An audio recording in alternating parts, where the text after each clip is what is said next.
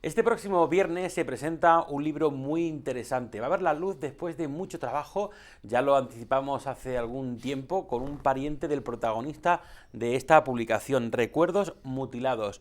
Recuerdos de Antonio Verjaga Nieto, que fue un orcereño víctima del holocausto nazi, víctima del campamento Mauthausen-Gusen. Bueno, para hablarnos bien de toda esta historia, porque nosotros conocemos algo, por lo que nos ha contado uno de sus familiares, el que más ha rebuscado en este pasado, bueno, pues quien sabe bien de todo esto es Manuel Martínez Moreno, que es el autor del libro. Manuel, ¿qué tal? Muy buenas. Hola, muy buenas tardes. Manuel, Pues un bien, trabajo excepcional, bien, supongo que para entrar en la memoria muy exhaustivo y para no sí, dejar sí, fallos, errores en el tintero, ¿no? perfectamente. Yo quiero en principio agradecer a Sergio Rodríguez, que es Sergio el Rodríguez, familiar que es Rodríguez sobrino Tauste, de nieto Antonio Verjaga. de Antonio Verjaga, Ajá. efectivamente. Quiero agradecer porque me ha facilitado un montón el tema de la escritura. Yo he investigado por mi parte también, pero bueno, me ha pasado por un montón de documentación sobre esta persona, sobre Antonio Verjaga, Ajá. y bueno, eso es, el agradecimiento va por ahí, porque yo escribo novela histórica y la novela histórica pues tienes primero que llevar un proceso de investigación Ajá. para no meter la gamba en ningún sitio Claro, y tenerlo que luego todo ahí vas a tener claro. un montón de críticos, y no solo críticos, gente que sí puede conocer bien toda esa historia Efectivamente. y te puede poner muchos Entonces, puntos, ¿no? sí, sí, entonces por lo menos uno lo hace lo mejor que puede y luego ya, pues bueno, que vengan las críticas y lo que tenga que venir. Entonces quiero agradecer a este hombre, ¿no? A A Sergio. Sergio, el que me haya pasado por un montón de esto. De hecho, yo la historia la conocí porque él escribió un artículo Ajá. sobre su abuelo, un artículo sobre, bueno, su tío abuelo, Ajá. de una moneda, que tal y cual, y me llamó mucho la atención, porque todo el mundo sabemos lo que ha pasado en Mauthausen, todo el mundo hemos visto películas de nazis, de tal, de cual, ¿no? Ajá. Pero bueno, algo tan cercano a nosotros, tan cercano a nosotros de personas que... Claro, cuando vemos las guerras nos duelen, las Sí, vemos con tristeza, lo que pasa en otras partes del mundo, pero cuando nos toca ya algo tan de cerca, ¿no? sí, sí. Parece como que nos llega más, ¿no? Claro, yo ahí en el libro, pues bueno, voy narrando y a la vez es novela, es novelado, ¿no? Para que la gente lo dijera mucho mejor, los Ajá. datos y demás, ¿no?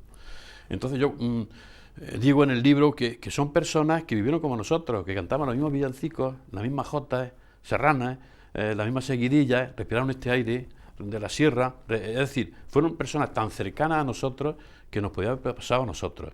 Y esta persona, pues por desgracia, le pilló y murió con 27 años. Fíjate que con 27 años está todavía en una vida por escribir, ¿no? Ajá.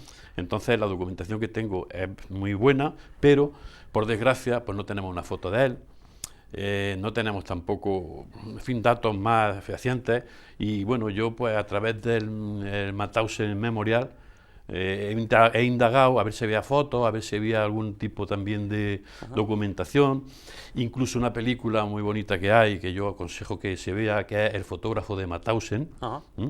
Bueno, pues en esa época fue cuando estuvo Antonio Verjaga, en esa época y en el mismo sitio.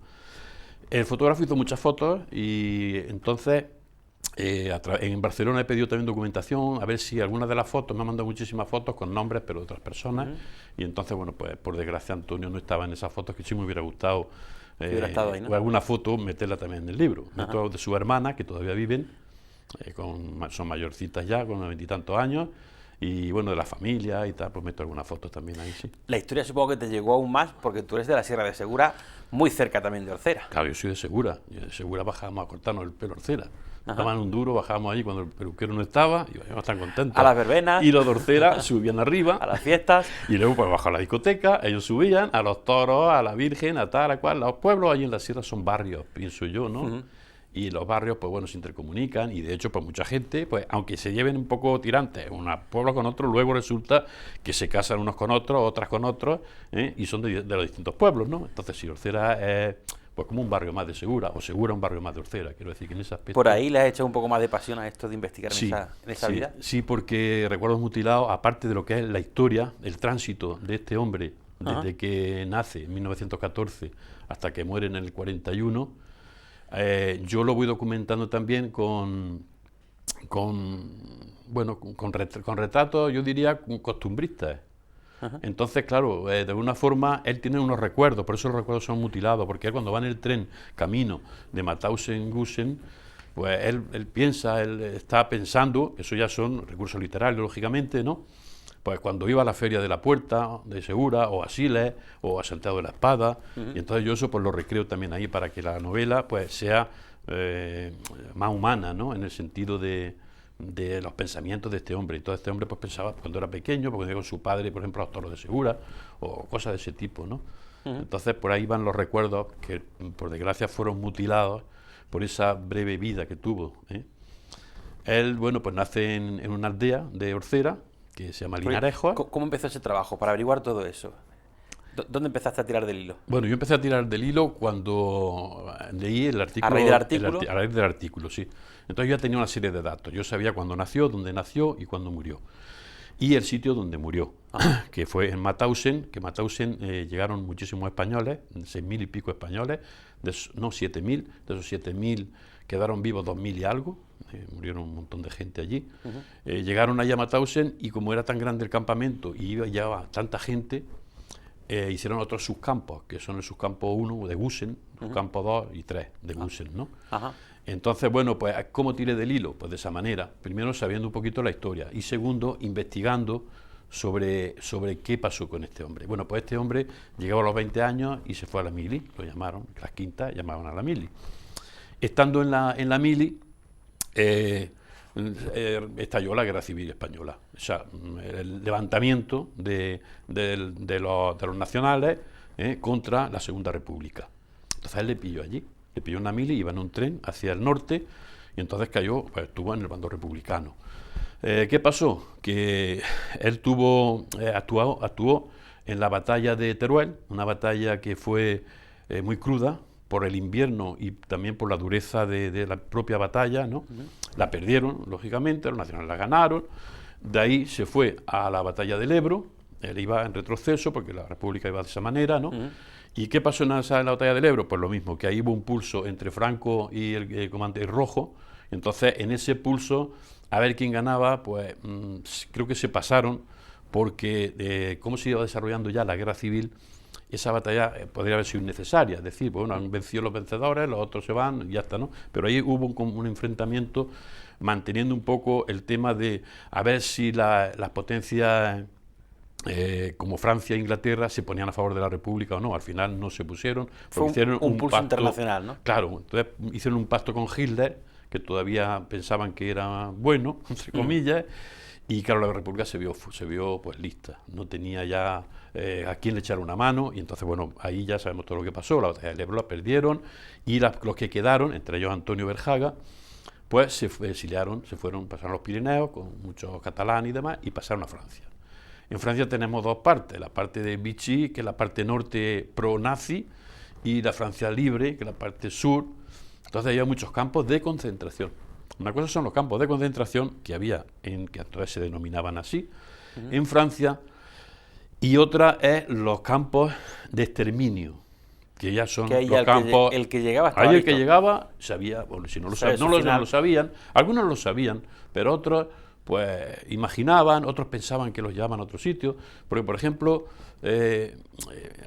Antonio, que estuvo con otros serranos también y otra gente también de por aquí, de Villacarrillo, de otros sitios, ¿no?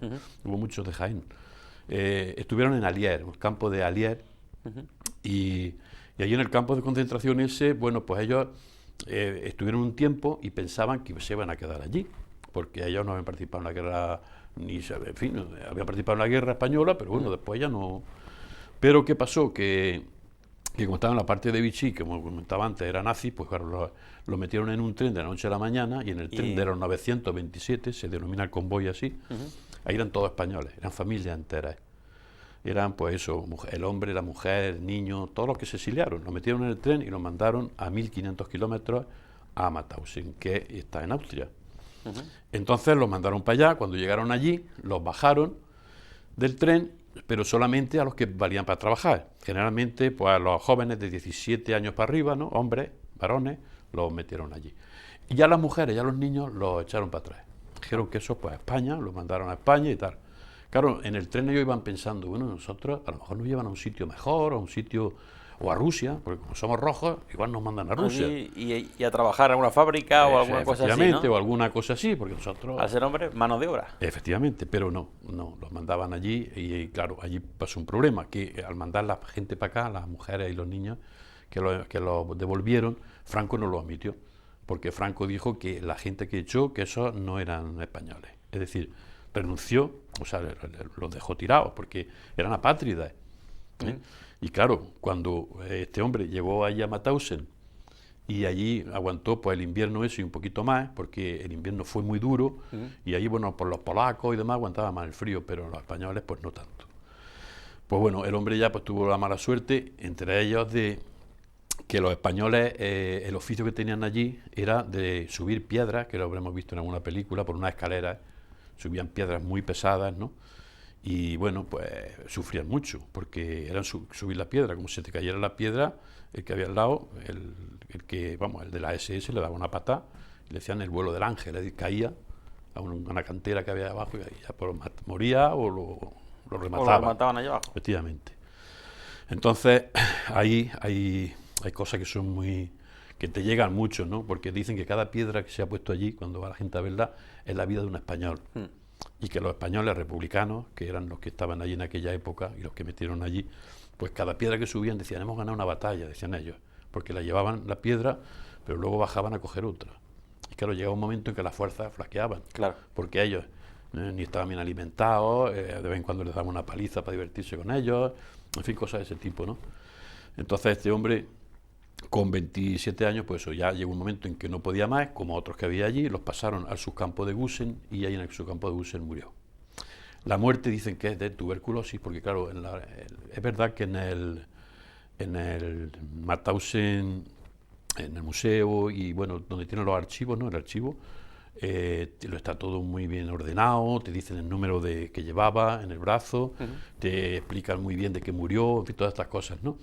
Pero te advierten que no murió de tuberculosis, que murió de las penurias que desgraciadamente pues pasó por allí, ¿no? El escribir algo así, tan en contacto con la vida real y conociendo una historia así de este tipo, supongo que te hará pasar en esos ratos en el que te sentarás delante de tu blog o tu ordenador o donde tú escribas, te hará pasar malos ratos. Pues sí, hombre, son ratos... Porque claro, al fin y al cabo son historias muy duras. Son historias muy duras, y más cuando investigas y ves documentos de primera mano, gente que ha escrito y dice, mira, nos sacaban allí y nos ponían encima de un palo, tenías que bajarte los pantalones, nos daban con un vergajo en el culo, con un látigo, y tenías que ir contando del 1 al 20 en alemán. Claro, los españoles no saben alemán, lo aprendían por lo que interés que tenían en que cuando lo sacaban allí, literalmente, cada palo que le daban con el látigo ese decían ein, zwei, drei, vier, es decir, iban contando en alemán, hasta el 20. Como se equivocaran en alguno de ellos, volvían a empezar. Muchos de ellos murieron allí, gangrenados. Entonces, claro, cuando tú lees eso y lo ves tan cercano y tan real, porque hay gente que incluso niega esas cosas, dice, bueno, esto no puede ser. Entonces, a mí me preguntaban hace poco por ahí que cuál era el objetivo del libro. Digo, bueno, los libros tienen muchos objetivos, ¿no? Pero uno de ellos, aparte de dar a conocer la historia de este hombre y de otros que pasaron así, ¿no? Por ahí, es de que la gente joven piense, o la gente que no conoce la historia, que piense un poco y que vea que las libertades que tenemos no han caído de un árbol.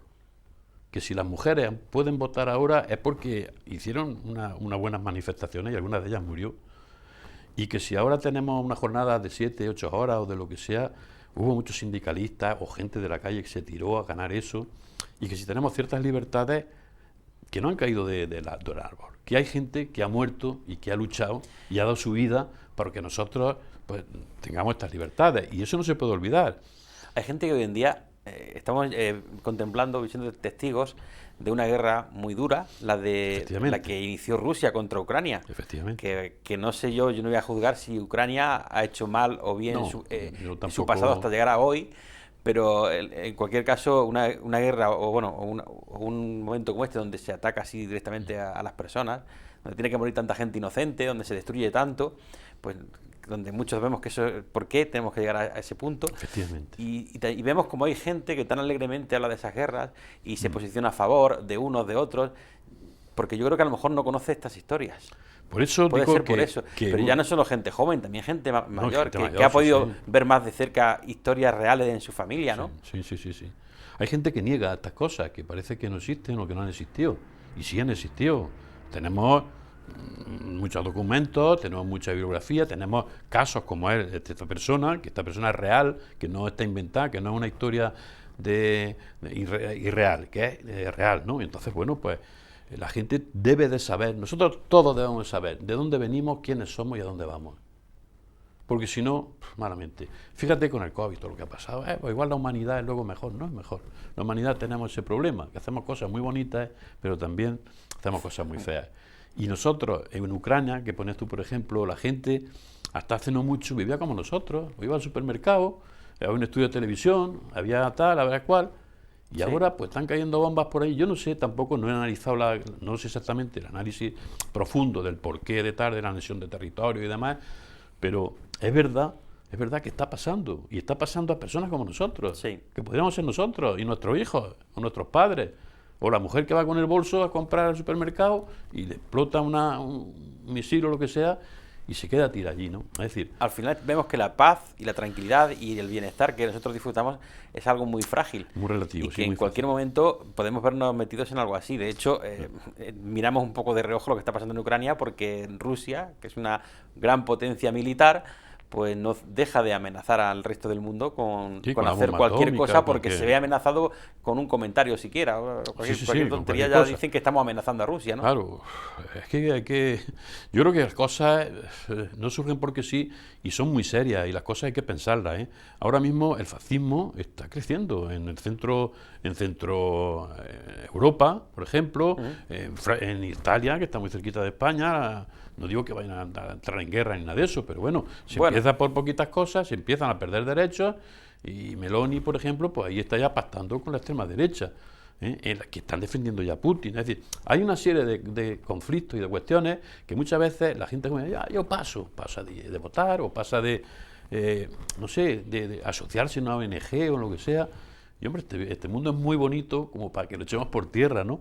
Y la vida de cualquier persona, aunque sea una sola persona, creo que vale muchísimo, ¿no?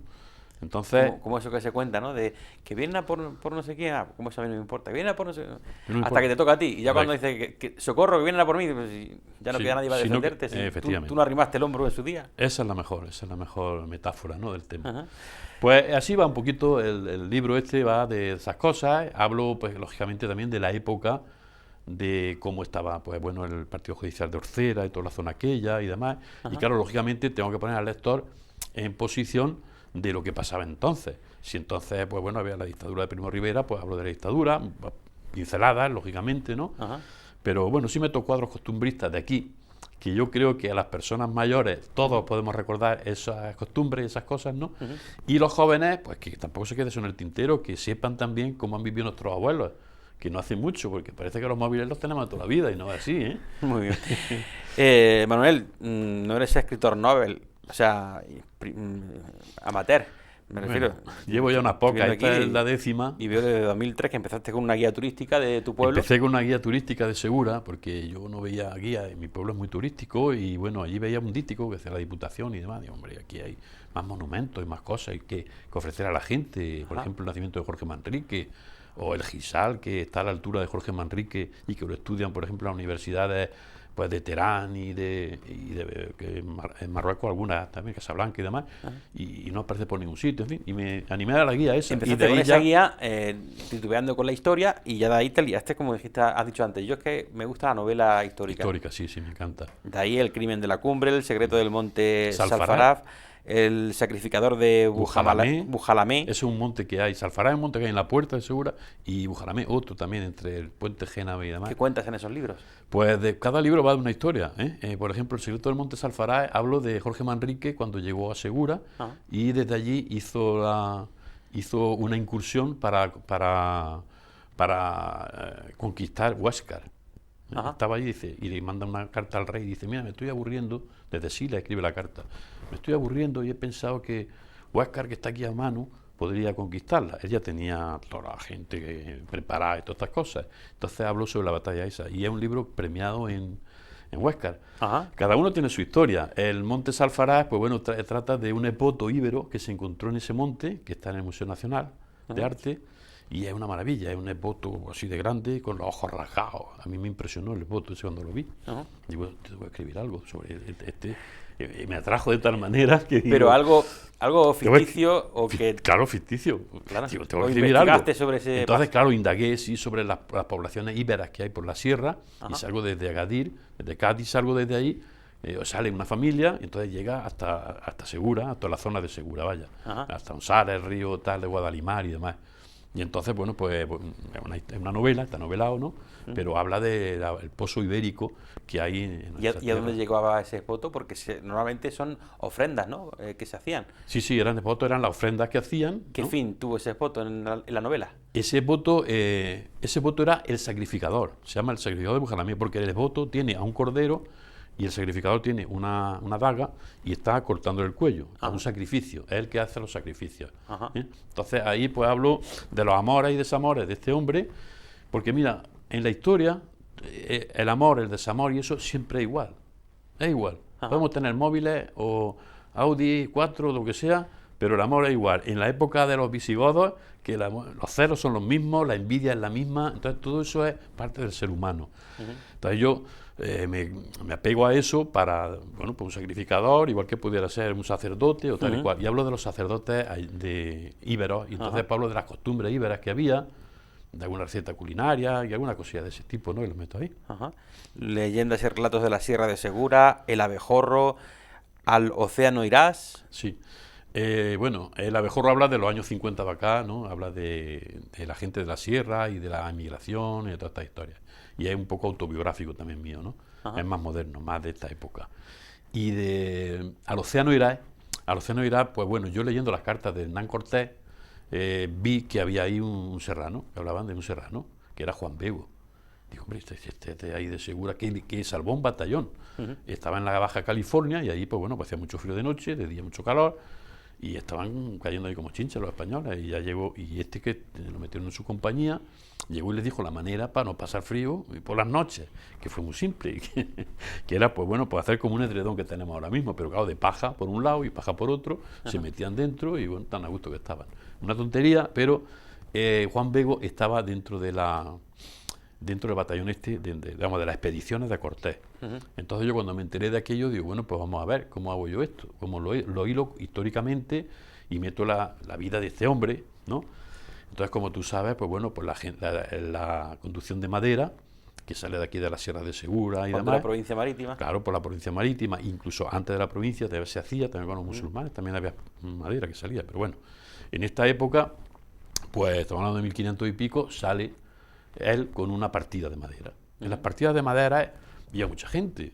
Iba uno que era para hacer las comidas, otro que eran los que arrastraban los pinos, otro que llevaban las carretas alrededor o al lado del río y tal, ¿no? Y Juan Bego pues fue uno de ellos.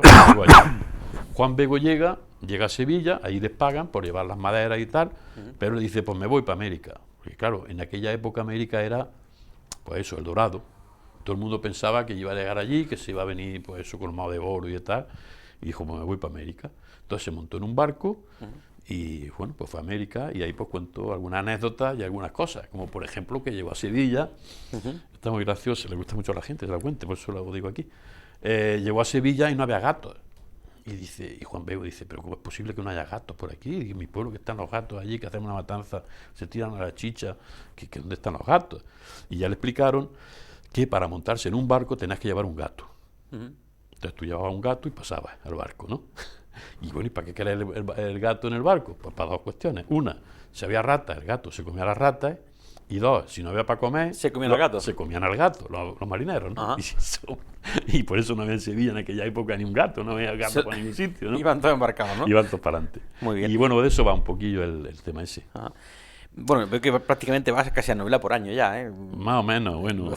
Después de esa viene de brujas curanderas, senadores y otras hierbas. Esa está prácticamente agotada, porque ahí hablo del mal de ojo, hablo de la Inquisición por esta zona, por toda la vía de Villacarrillo para allá, hablo pues del papel de la mujer como portadora de lo que son las costumbres, de cómo se cura un resfriado, un crío cuando no hace caca, es decir, todas estas cuestiones se hablan ahí. Y por eso digo curanderas, sanadores y otras hierbas, ¿no? Porque también de hierbas y demás. Y Sí, sí. ese es un libro que ha tenido mucha aceptación, a lo mejor por el tema de las brujas, pero bueno. Sí, son sí, temas por que ahí. suelen gustar bastante. Gustan bastante, sí, ya te digo que quedarán 2 o 3 ejemplares, no, no sé si quedan más. Y el anterior ya a este, que El se de edita este Manuel Amalo, 2022, el ¿verdad? de Manuel Amalo, una torreña, porque tú vives en Torre Perojil. Eso es, yo vivo en Torre Y Perojil. esto supongo que sería una paisana. Bueno, pues sí, efectivamente. Eso a través de Nati, de mi compañera, Ajá. pues va a la peluquería y me entero que la madre de la peluquera pues, ha estado en Inglaterra.